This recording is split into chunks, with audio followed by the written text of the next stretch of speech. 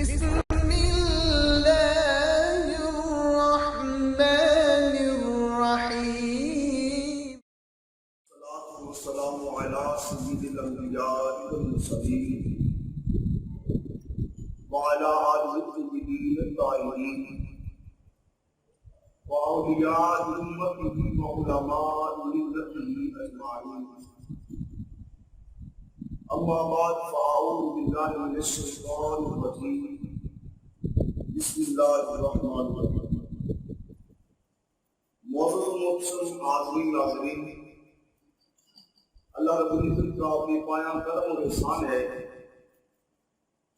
جس کے فضل و کرم اور اس کی نظر عنایت کی سب کے آج ایک مرتبہ پھر نور بصیرت کے زیر اہتمام درس قرآن میں حاضری کا شرف حاصل ہے۔ حاضرین محترم، آج کی گفتگو کا آغاز ان آیات سے کریں گے جن میں اللہ رب العزت نے ارشاد فرمایا: اعوذ باللہ من الشیطان الرجیم، بسم اللہ الرحمن الرحیم، ان الذین کفروا سواء علیہم اانذرتهم ام لم تنذرهم لا یؤمنون۔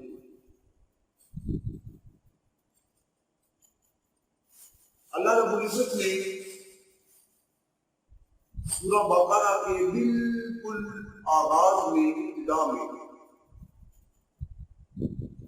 متقین اہل ایمان مومنین کا تذکرہ فرمایا۔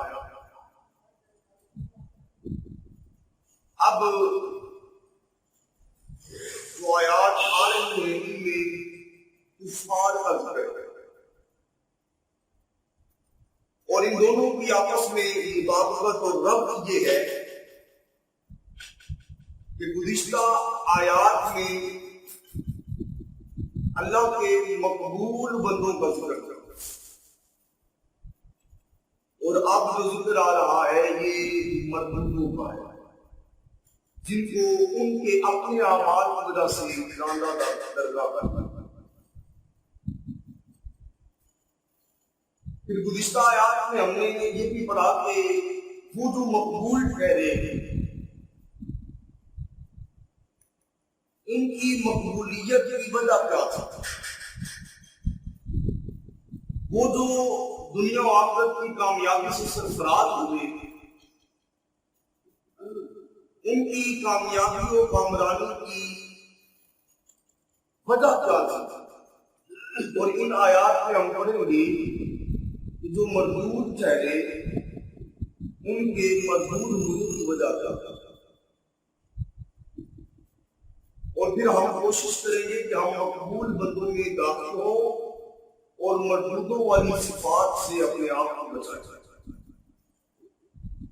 چنانچہ اللہ رب العزت نے ارشاد فرمایا: ان الذین کفروا سواء علیہم اانذرتهم ام لم تنذرهم لا یؤمنون۔ بے شک وہ لوگ جنہوں نے کفر اختیار کیا یکساں ہے ان کے لیے، چاہے آپ انہیں ڈرائیں یا نہ ڈرائیں، لا یؤمنون، اب وہ ایمان لانے والے ہیں۔ یہاں پر پھر اللہ رب العزت نے یہ وجہ بھی بیان کی کہ اب وہ ایمان کیوں نہیں لائے،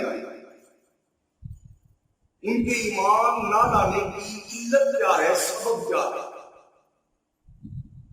فرمایا: ختم اللہ علی قلوبہم وعلی سمعہم وعلی ابصارہم غشاوۃ۔ فرمایا وہ اس لیے ایمان نہیں لائیں گے، اللہ رب العزت نے ان کے دلوں پر مہر لگا دی اور ان کے کانوں پر بھی مہر لگا دی اور ان کی آنکھوں کے آگے پردے پڑ گئے، اور جب یہ سب چیزیں ان کے اندر موجود ہیں وَلَهُمْ عَذَابٌ عَظِيمٌ، اب ان کے لیے بہت بڑا عذاب ہے۔ یہاں پر عام طور پہ ذہن میں ایک سوال پیدا ہوتا ہے کہ جب اللہ نے ان کے دلوں پر مہر لگا دی، جب اللہ رب العزت نے ان کے کانوں پر مہر لگا دی اور ان کی آنکھوں کے آگے پردے آ گئے ہیں، تو ان کا کیا قصور ہے؟ ان کو عذاب کیوں دیا جا رہا ہے؟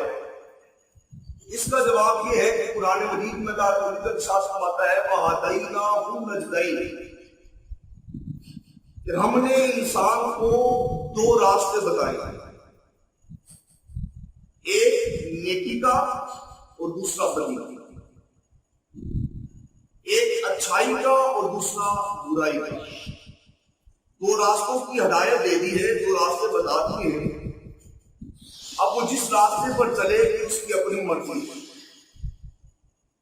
اور یہ ان کی آنکھوں پر جو پردے آ گئے ہیں، ان کے دلوں پر، ان کے کانوں پر جو مہریں لگ گئی ہیں، اس کی وجہ مفسرین یہ بیان کرتے ہیں کہ جب اللہ رب العزت نے اپنے پیارے محبوب صلی اللہ علیہ وآلہ وسلم کو اہل عرب میں بھیجا اور حضور صلی اللہ علیہ وآلہ وسلم نے حق و باطل کو واضح کر دیا، حق سچ کی تبلیغ کی، اور جو چیز اللہ رب العزت سے دور کرنے والی تھی اسے منع کیا، اور حضور صلی اللہ علیہ وسلم نے آ کر ایک ایک چیز کو واضح کر دیا، ظاہر واضح کر دیا۔ اب سب کچھ دیکھنے کے بعد بھی اگر کوئی ایمان نہیں لاتا تو یہ اس کی اپنی کم بختی ہے، اور جو اس کے دلوں پر، ان کے کانوں پر مہر لگی ہے اور آنکھوں پر پردہ آ گیا ہے، یہ ان کے اپنی بد عملی کی وجہ سے۔ آپ کو پتا ہے کہ ابو جہل جب حضور صلی اللہ علیہ وسلم نے اسے تبلیغ کی اور اسلام کی طرف بلایا، اچھا ایک لطف کی بات یہ بھی سن لیں کہ ابو جہل جو ہے اس کی کنیت جو پہلے تھی وہ ابو الحکم تھی، ابو الحکم۔ ابو الحکم کا مطلب ہے حکمتوں والا، دانائیوں والا، عقلوں والا۔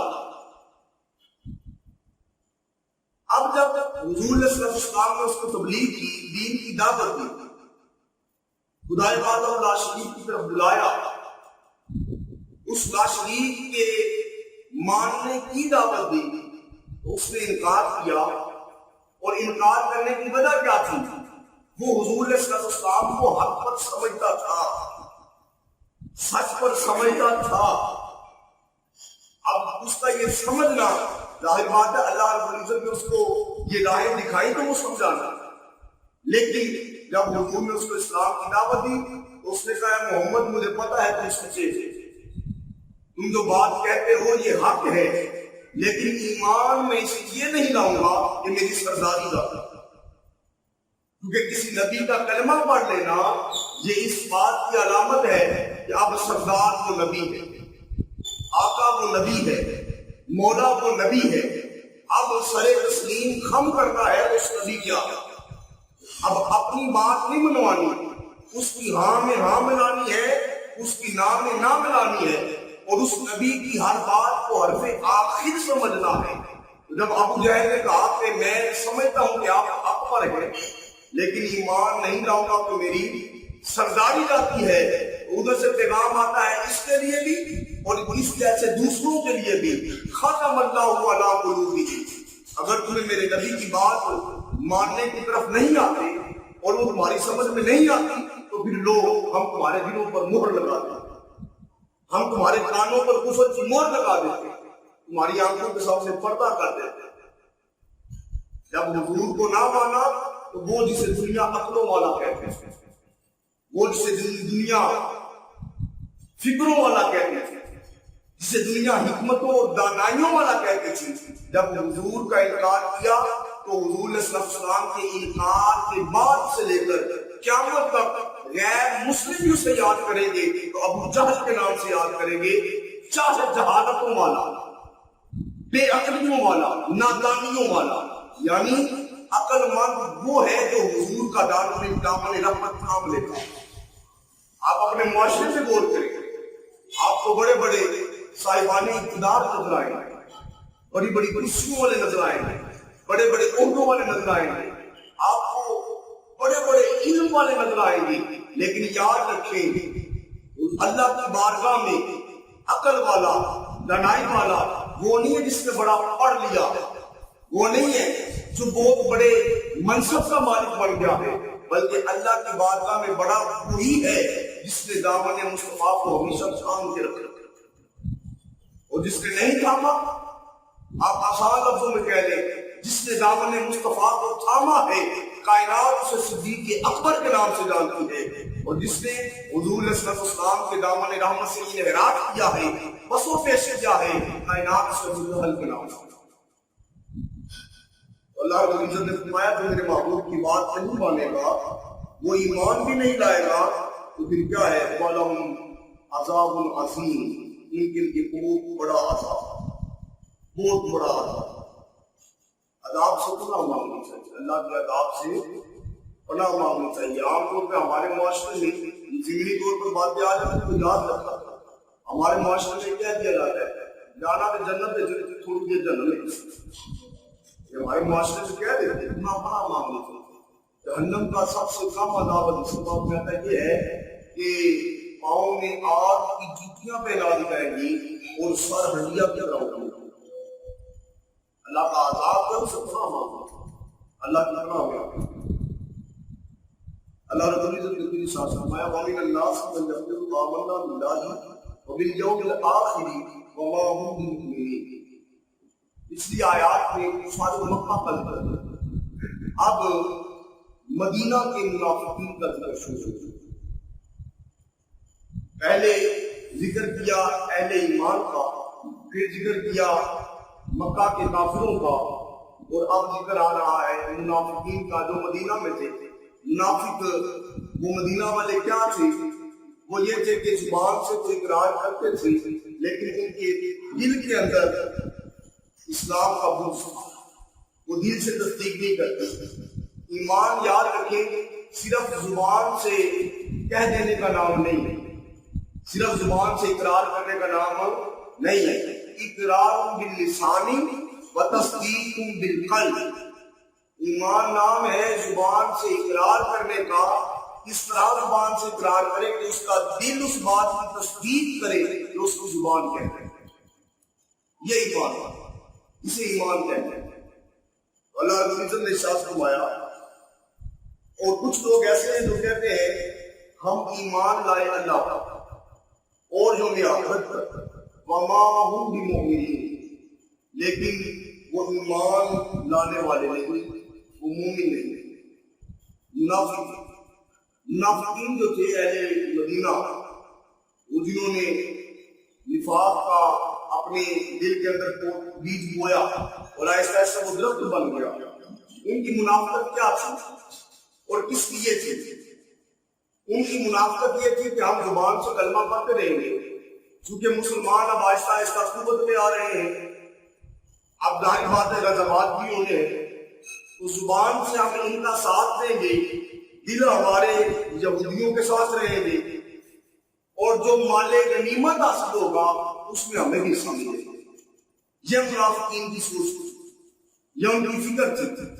اس لیے فرمایا کہ کچھ لوگ وہ ہیں جو کہتے ہیں ہم ایمان لائے اللہ پر اور یوم آخرت پر، حالانکہ وہ مومن نہیں۔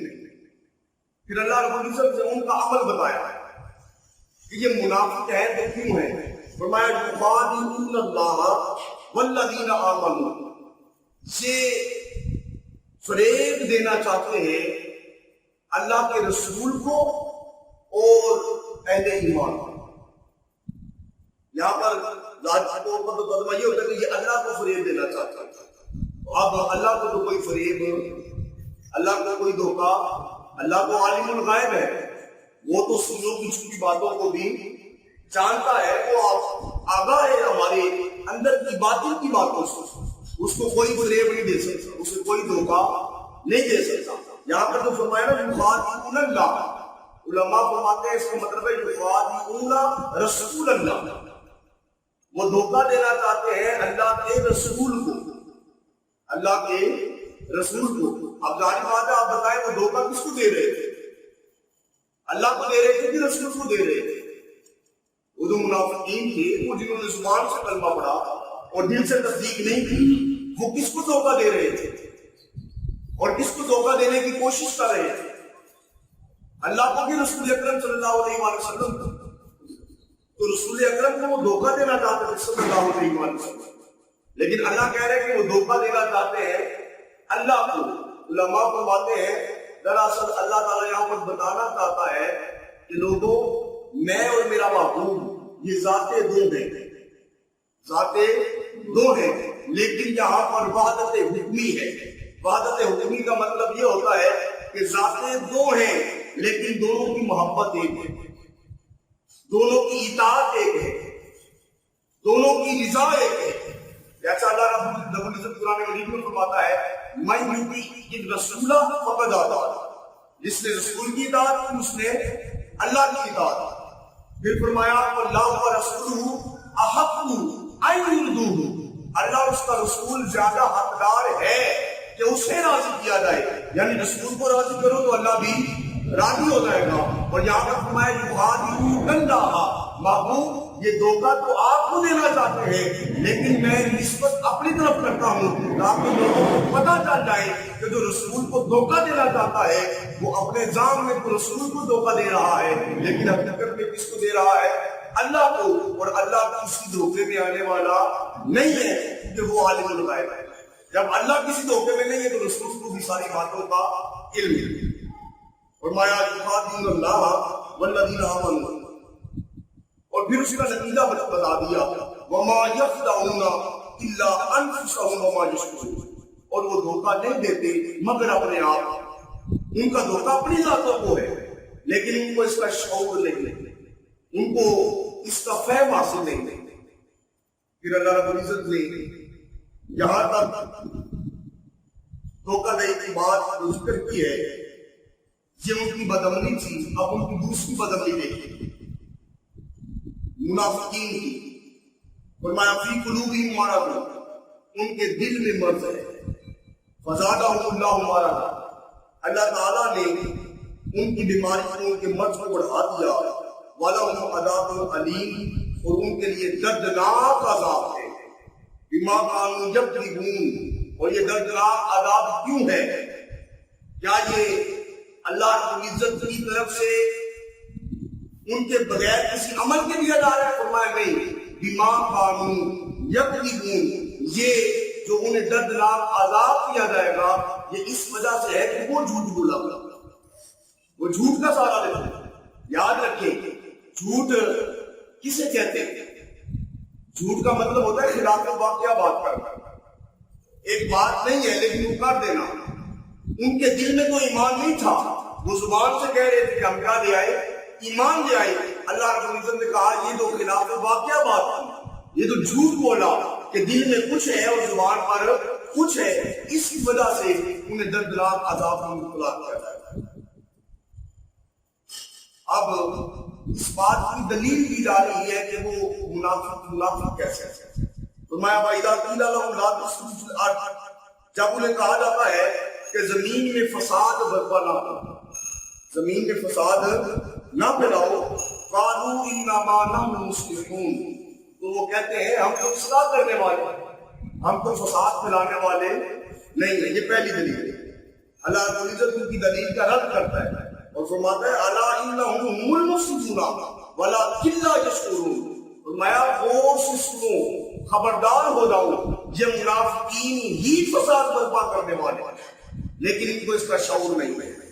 پھر فرمایا وَإِذَا قِيلَ لَهُمْ آمِنُوا كَمَا آمَنَ النَّاسُ، یہ بڑی اہم جگہ ہے، اہم مقام ہے قرآن میں۔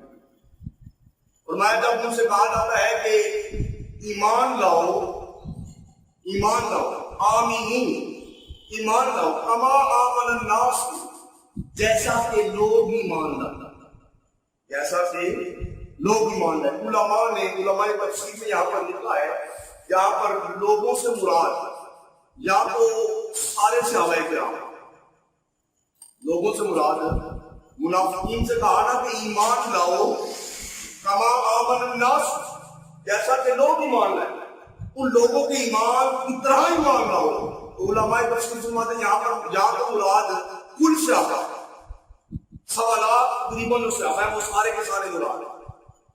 البتہ علامہ جلال الدین سیوطی نے ابن عساکر کے حوالے سے اور تفسیر عزیزی میں بھی یہ بات موجود ہے، کما آمن الناس، اس سے مراد کہ جو لوگ ایمان لائے ان کے ایمان کی طرح ایمان لاؤ، اس سے مراد حضرت ابوبکر صدیق ہے، حضرت عمر فاروق ہے، حضرت عثمان غنی ہے اور حضرت علی مولا علی شیر خدا رضی اللہ عنہ۔ یعنی جس طرح وہ ایمان لے کر آئے ویسے ایمان لے کر۔ اب یہاں پر ایک دو مسئلے ہیں وہ سن لیجیے کہ عام طور پہ ہمارے معاشرے میں یہ بات بڑی عام ہے، جی آپ لوگ ہیں وہ شخصیت پرستی بڑی کرتے ہیں، شخصیت پرستی بڑی کرتے ہیں، اب آپ لوگوں کی باتوں کو سنتے ہیں، ہم عام لوگوں کی باتوں کو نہیں سنتے، ہم ان کی باتوں کو سنتے ہیں جنہیں اللہ نے عقل دی ہے، فہم کیا ہے، معرفت عطا کیا اور علم بھی عطا کیا۔ قرآن خود کہہ رہا ہے ایمان لاؤ ان لوگوں کی طرح جو کہ ایمان لائے، اے منافقین تم ایمان لاؤ تمام الناس، لوگوں کی طرح ایمان لاؤ۔ تو قرآن خود کیا شخصیت پرستی نہیں سکھا رہا، لیکن شخصیت پرستی میں معیار کیا ہونا چاہیے؟ شخصیت پرستی کا یہ مطلب نہیں ہے کسی کی پوجا کرنا، کسی کی عبادت کرنا، مطلب یہ ہے کہ کسی کی بات سن کے اس پر عمل کرنا، لیکن اس میں معیار کیا ہونا چاہیے؟ اس میں ہمارے پاس کیا کرائٹیریا ہے کہ ہم کس کے پیچھے چلیں، کس کی بات مانیں؟ تو بات پھر اس کی مانیں گے کما آمن الناس کے جو پیروکار ہیں، جو حضرت صدیق اکبر کے پیروکار ہیں، جو فاروق اعظم کے پیروکار ہیں، جو عثمان غنی اور مولا علی کے پیروکار ہیں، ہم نے ان کی بات ماننی، اور جن کے پیروکار نہیں ہیں ہم ان کی بات نہیں مانیں۔ اور یہاں پر ایک بڑی لطیف بات اہل علم نے کی ہے، وہ فرماتے ہیں ذرا غور کریں ذرا، یہ اللہ تعالیٰ کیا فرما رہا ہے؟ فرمایا ایمان اسی کا قبول ہوگا جو ایمان لائے گا خلفائے راشدین کی طرح یا کل صحابہ کی طرح، دونوں مراد ہیں۔ ایمان اسی کا قبول ہوگا جو ایمان لائے گا خلفائے راشدین کی طرح یا کل صحابہ کی طرح، ان کے ایمان کی طرح ایمان لائے گا، اس کا ایمان قبول ہوگا۔ ذرا غور تو کریں، بازار میں جب کوئی چیز لینے جاتے ہیں، بازار میں جب کوئی امپورٹنٹ چیز لینے جاتے ہیں تو اس پر مہر لگی ہوتی ہے، جب مہر لگی چیز ہم اٹھاتے ہیں تو ہمیں یقین ہوتا ہے کہ یہ کمپنی کی چیز ہے۔ یہ کس کی چیز ہے؟ کمپنی کی چیز ہے بھائی، کمپنی نے اپنی ذمہ داری سے تیار کی ہے اور پوری ذمہ داری کے ساتھ مارکیٹ میں لے کے آئی ہے، اس چیز میں کوئی خرابی نہیں ہوگی، اس چیز میں کوئی کجی نہیں ہوگی، اس چیز میں کوئی کمی نہیں ہوگی، اس لیے کہ مارکیٹ میں جب آئی ہے تو کسی نہ کسی کمپنی کی مہر لگی ہے۔ اسی طرح اللہ فرما رہا ہے کہ اے ایمان لانے والوں اور ایمان کی چاہت کرنے والوں اور ایمان کے دعوے کرنے والوں، اگر ایمان لانا چاہتے ہو تو آؤ اس محبت کے بازار میں، اس الفت کے بازار میں، اس عشق کے بازار میں تم ان کی طرح ایمان لاؤ جن کے ایمان پر مصطفیٰ علیہ السلام نے خود مہر لگائی، ان کی طرح ایمان لاؤ۔ اور یہ آج ان لوگوں کے لیے پیغام ہے جو لوگ صحابہ اور اہل بیت میں تفریقہ ڈالتے، صحابہ اور اہل بیت میں دوری پیدا کرتے ہیں۔ بعض لوگوں میں صحابہ کا ذکر کرتے ہیں، اہل بیت کا ذکر آئے تو ماتھے پہ بل پڑ جاتا ہے۔ بعض لوگ اہل بیت کا ذکر کرتے ہیں، صحابہ کا ذکر آئے تو ان کے چہرے کی تیوری بدل جاتی ہے، ان کے منہ پہ بارہ بج جاتے ہیں۔ رب کیا کہتا ہے؟ آمنوا کما آمن الناس، تمہارا ایمان اس وقت قبول کروں گا جب میرے صدیق کی طرح ایمان لاؤ، جب ایمان لاؤ تو میرے فاروق کی طرح ایمان لاؤ، جب میرے عثمان اور میرے علی کی طرح ایمان لاؤ گے، جب بلال حبشی اور صہیب رومی والا ایمان ہوگا، وہ ایمان قبول ہے جب اللہ کی بارگاہ میں ایمان پیش کیا جائے گا۔ اللہ رب العزت اس ایمان کے معیار پر ایمان کو تولے گا، ایمان کو پرکھے گا۔ جس کا ایمان صدیق اکبر کے ایمان کی طرح ہوگا، جس کا ایمان فاروق اعظم رضی اللہ تعالیٰ کے ایمان کی طرح ہوگا، جس کا ایمان عثمان غنی اور مولا علی کے ایمان کی طرح ہوگا، 1,24,000 انبیاء کے ایمان پر ایمان کو پرکھا جائے گا۔ جن کا ایمان اس کے مطابق ہوگا رب قبول کر لے گا، اور جس کا ایمان اس کے مطابق نہیں ہوگا اٹھا کر اس کے منہ پہ مار دیا۔ کہ جن کے ایمان کو رب معیار بنا رہا ہے، لوگ ان کے ایمان میں شک پیدا کرنے کی کوشش کرتے ہیں۔ کتنی نادانی کی بات ہے، کتنی کم فہمی کی بات ہے، کم عقلی کی بات ہے کہ رب تو کہتے کہ ان کا ایمان معیار ہے، اور وہ ان کے ایمان میں شک کی راج ڈالنے کی کوشش کرتے ہیں۔ یہ ایسے تھے، وہ ایسے تھے۔ نہیں، ہم نے قرآن کی بات مانی ہے، مصطفیٰ کے فرمان کی بات مانی ہے، لہذا ایمان اسی کا کامل ہوگا، ایمان اسی کا مقبول ہوگا جو خلفائے راشدین اور جملہ صحابہ کرام رضوان اللہ تعالیٰ علیہ اجمعین ان کے ایمان کے معیار پر پورا ہوگا، اور جو ان کے ایمان کے معیار پر پورا نہیں اترے گا وہ ایمان ایسا ہوگا کہ اٹھا کر منہ میں مار دے۔ جب انہیں کہا جاتا ہے کہ ایمان لاؤ لوگوں کی طرح، قالوا انہم کما من السفہاء، کہتے ہم ایمان لائے ان کی طرح جیسے بیوقوف ایمان لائے، جیسے جاہل ایمان لائے، جیسے کم عقل ایمان لائے۔ اللہ، جو صحابہ کرام کو کم عقل کہے، بیوقوف کہے، رب کیا کہتا ہے؟ فرمایا الا انہم هم السفہاء، یاد رکھو جو میرے صحابہ کو بیوقوف کہے، جو میرے صحابہ پر طعن و تشنیع کرے، میرے محبوب کے صحابہ پر، اور ان پر انگلی اٹھائے، فرمایا وہ خود بیوقوف۔ اپنے معاشرے میں دیکھ لیں، جو صحابہ کرام کو برا بھلا کہتے ہیں نا، وہ خود بیوقوف ہے۔ قرآن کہتا ہے الا انہم هم السفہاء، وہ خود بیوقوف ہے، ولکن لا یعلمون، لیکن وہ جانتے نہیں۔ آئیے آج ہم عہد کرتے ہیں کہ ہم کوشش کریں گے اپنے ایمان کو خلفائے راشدین کے ایمان کے معیار کے مطابق کریں۔ کرائٹیریا جو ہم نے بنانا ہے وہ کل صحابہ کرام رضوان اللہ تعالیٰ علیہ اجمعین کا ایمان ہے۔ جن کا ایمان ان کے ایمان کے مطابق ہے وہ قبول کیا جائے گا، اور جن کا ان کے ایمان کے مطابق نہیں اس کو رد کر دیا جائے گا۔ اور یاد رکھیں صحابہ کرام کل اور بالخصوص خلفائے راشدین، ان کا ایمان وہ ہے سب کا جس پر حضور صلی اللہ علیہ وسلم نے کوئی مہر لگا دی، اور رب کی طرف سے پیغام آ گیا رضی اللہ عنہم ورضوا عنہ، اللہ ان سے راضی ہے، یہ اللہ سے راضی ہے۔ یہ آرزو کہ وہ سرخرو ملے دو جہان کی آبرو، یہ ہے آرزو کہ وہ سرخرو ملے دو جہان کی آبرو، میں کہوں غلام ہوں آپ کا، وہ کہیں کہ ہم کو جس کی مقبولیت پہ رب مہر تصدیق ثبت کر دی، جس کی مقبولیت پر رب کے حبیب اپنی تصدیق کی مہر لگا دے، بھلا ان کے ایمان میں کوئی شک رہ جاتا ہے؟ نہیں، بلکہ ان کا ایمان معیار بن جاتا ہے۔ اللہ رب العزت ہم سب کو صحابہ کرام رضوان اللہ تعالیٰ علیہ اجمعین ان کے ایمان کا جو وافر حصہ ہے وہ عطا فرمائے، نور بصیرت کو دن دگنی رات چگنی ترقی عطا فرمائے، آپ سب آباد مانا قبول فرمائے۔ ہم مختصر ہوگا اس کے بعد